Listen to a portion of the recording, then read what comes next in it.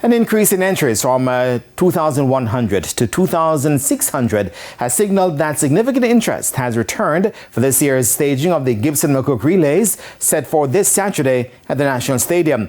Speaking with the TVJ Sports on Monday, member of the organizing committee, Reverend Ryan Peralto, said because of the high number of entrants for one particular event, they have had to make an adjustment. Well, we made a little tweak on that. We originally thought what we would do is we would cut that down and come to maybe 16 and do a 2-time finals.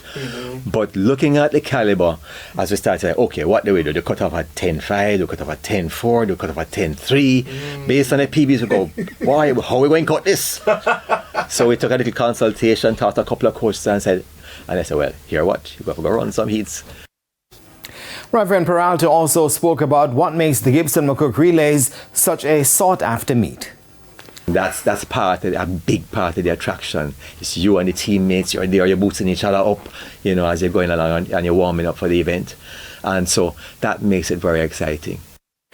The Gibson McCook Relays will be staged this Saturday, February 24, at the National Stadium starting at 9:30 a.m. Tickets are available at the National Stadium ticket office daily up to Saturday from 9 a.m.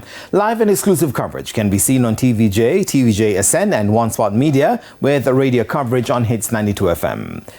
Meanwhile, Brampton racers out of Canada arrived for the Gibson Relays today.